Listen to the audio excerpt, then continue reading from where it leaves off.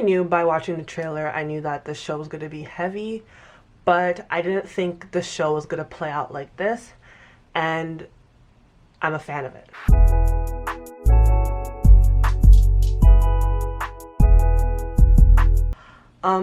Hello, hi, my name is Ms. Kegs, and if you're watching this video, that probably means you're watching the new HBO series, I May Destroy You. I guess you can say I like discussing TV shows, and we're just gonna continue this. So the way my videos usually operate is I don't really like to call my videos reviews.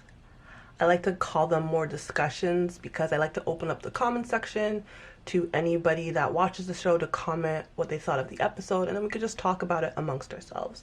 So yes, don't leave me hanging. Feel free to discuss your thoughts and your opinions about the show, and even comment on things that I said if you agree, if you disagree, and let's just add to each other's knowledge. So yes, let's begin. So when I watch TV shows, it's sort of like, it takes me a while to like get to speed with who's this character, who's that character, what's their part to play in this. So the way I'm breaking down this video, I will briefly talk about episode 2, but I want to just do a whole character run through of the episodes so far. Get a good idea of what's going on and what roles these people are playing within the show. And because I'm a nerd or whatever, I created like a character map. So please follow along. Let's go into it. Let's start. So what I do know, Arabella is the main character. She seems to be a new millennial writer. She got her start off from she created a book for Twitter and it went viral, and then she got some attention from publishing. So now she's a big time writer. So that's basically her profession. She's a young millennial black woman in the UK. Pretty dope. So episode 1 starts off with her and her boyfriend in Italy. I guess she goes there, she tells her work like she needs to go travel to Italy to get some inspiration to write, and they send her over there. But really, she's over there hooking up with her boo-tang on the low. So the first character we meet is Biagio. I don't know if I'm gonna say it right, but Biagio. And their relationship is kind of weird. I don't think they're official yet. She wants to be official, but he doesn't like to use words to commit to things. He's that type of guy. I know. Annoying. I think we could tell like he cares about her deeply, and even in episode 2 he was like calling her over and over again, but she wasn't answering because of the whole sexual assault thing, that she just didn't want to deal with him at the moment right now. We're gonna talk about Arabella's work. So she's a writer, and I guess she writes for whatever publishing company, and she has editors that she has to consult with and discuss her final drafts with. And these editors are Julian and Francine. She doesn't really like them. She doesn't like the whole idea of writing for a big corporation. It's too much pressure, too much work, but she does it because at the end of the day, it's bringing coins to her table, or bread to her table. Yeah, bread. We're gonna go with bread. Okay. But yeah, Francine seems to be like the hard ass, the annoying one. And Julian is more, I don't know if they're in a relationship, like a husband and wife type of thing, but Julian is more passive and doesn't like confrontation, and he's usually telling Francine to like chill out, don't say anything, because at the end of the day they need Arabella because she is the moneymaker.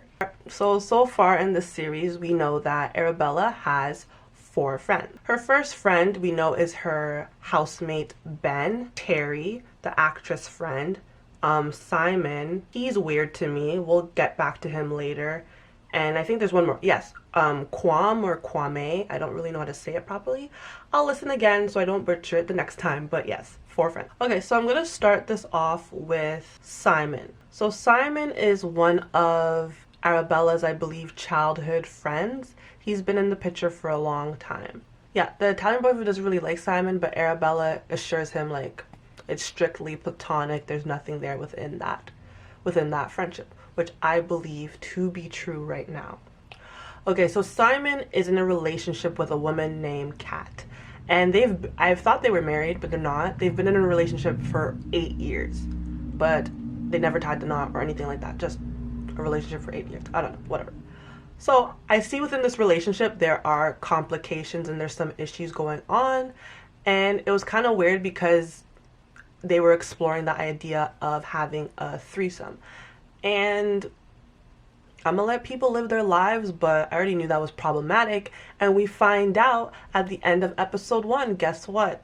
This was all a scam. This was all a plot because he was cheating on his girlfriend with this she's sort of like mad to me, this crazy girl named Alyssa, right? But in episode 2 we find out Alyssa and Simon have been having an affair for like 6 months, and that like shocked my mind.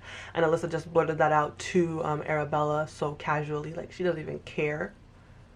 And she like that part annoyed me for the fact that like they were sitting there acting like they've never known each other, nothing's going on, she's playing like she's innocent, and then they show up to the karaoke thing making out, and I was like, this scumbag, you know, like why? Like black men don't cheat, right? In episode 2, when Arabella was at the door talking to Alyssa about like their relationship, Alyssa was sort of saying how she thinks the wife is weird because she was the one pushing for the threesome. But now I'm starting to think maybe you could already tell in episode 1 that the wife distrusts her husband. So I don't think she was the one that really wanted a threesome. I think she was testing Simon to see what he would do. And I think she already got wind of Alyssa, but she wanted to confirm it. Because why else would she show up to Alyssa's house? That's what I need clarification on. Was Kat always aware that Alyssa was cheating? That Simon was having an affair with Alyssa? I don't know. I already knew by watching the trailer, I knew that the show was going to be heavy, but I didn't think the show was going to play out like this, and I'm a fan of it. Of Michaela Cole demonstrating that this is the struggle that women who are sexually assaulted have to go through. You wake up the next day and you remember nothing. And your mind is telling you something that you do not want to believe.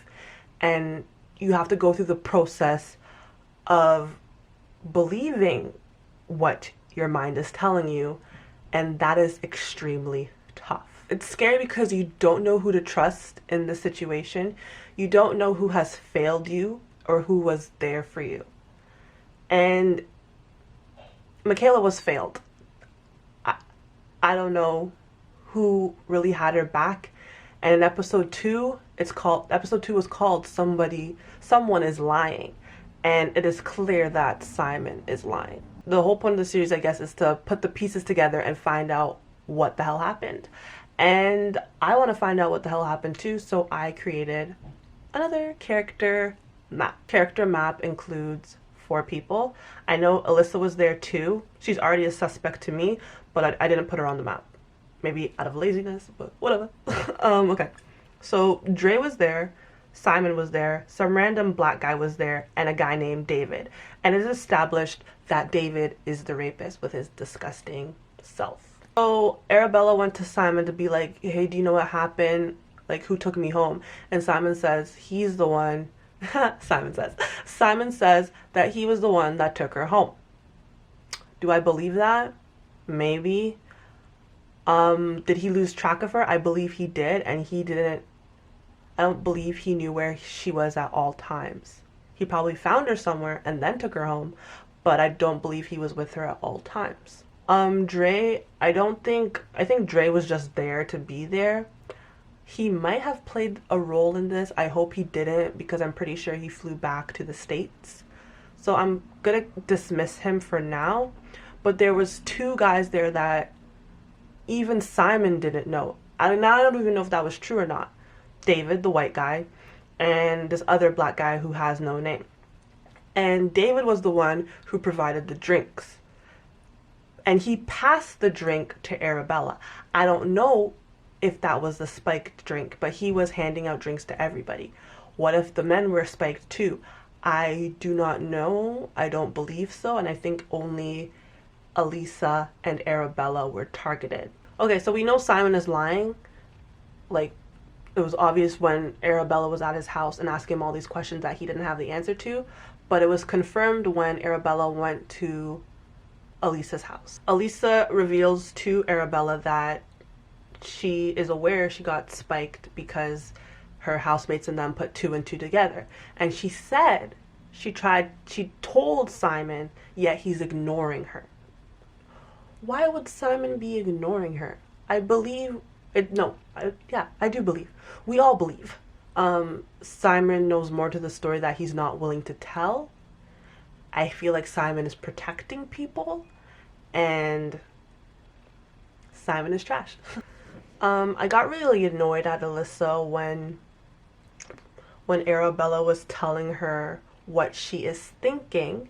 She's not saying it's a fact, but she said the only person in the story we know right now is Simon. And immediately Elisa got defensive. And I was just fuming watching that, because as a woman watching another woman just quickly like shut it down. Like, she didn't, like, I don't think Simon was the one who did it, but what I'm saying is that if Arabella's at your doorstep and she is panicking and she's not all there yet, like she's in confusion, wouldn't that be a sign for you to be like, ask her, hey, are you okay? Is everything all right with you? But Alyssa doesn't give two shits about anybody but herself. She seems like a self-serving person to me. And just because you're sleeping around with a guy for so long doesn't mean he can't put others in harm's way or put you in harm's way. So I think that was another stupid thing too. This episode was interesting and hard to watch because we knew what happened to Arabella, but at the same time, in the show, Arabella's not aware and she's in disbelief. She's basically in denial. So when she was talking to the women that were interviewing her to see if she was sexually assaulted, she was just stating the story like it was a dream or it was an imagination. She didn't believe it. She didn't believe that it happened to her. She was just stating it. I think that was sort of like a defense mechanism. She would answer their questions, but at the same time, she would go off on a tangent and then talk to her friend that was there to support her and talk about her deadline. Like, sis, that's not important right now. We need you to focus. And she was just trying to put on a strong face. It was sad. She had bruises on her knees, by her pelvic area, on her forehead. I don't know what happened, and I want to know what happened. When the lady interviewing her asked, can you see the person's eyes in your memory? And she said, yeah. And then she said, who's he looking at? And she couldn't answer the question because she knows he was looking at her. And that was her in her memory getting raped. Oh my god, that... Just watching her break down because she was putting up a wall trying to be tough. And then she just broke down. That was so sad. Near the end of episode 2, Arabella is with her friends. Kwam is with her friends. They're just chilling on her bed, and a conversation happens between Terry and Arabella about something about making a pact, never leaving each other. And I think there was a situation that happened in Italy, maybe it will be revealed in the future episodes, where Terry left Arabella. And clearly that's bothering Arabella because she's feeling the same way how Simon left her to be harmed by people. And I'm kind of curious to know what happened, what that little conversation was about. Did Terry leave Arabella in a situation that she got harmed again or before? I don't know. I know this was Arabella's first time getting sexually assaulted because that's what she said, but clearly something happened and it's bothering Terry, and Terry does feel guilty. Okay, so yeah, I'm definitely gonna close and say this is gonna be an interesting show. I want to see how it's gonna pan out. I hope we'll get some justice in this. This is a true story, so yeah. And for her to write this is tough, and as a viewer, it's tough to watch. I sympathize. And let's just start the discussion. Tell me what your thoughts. Are you enjoying the show? How do you feel about it? Are you hurt? Just get out all your feelings. Like, let's talk about it. I'll see you in the next one.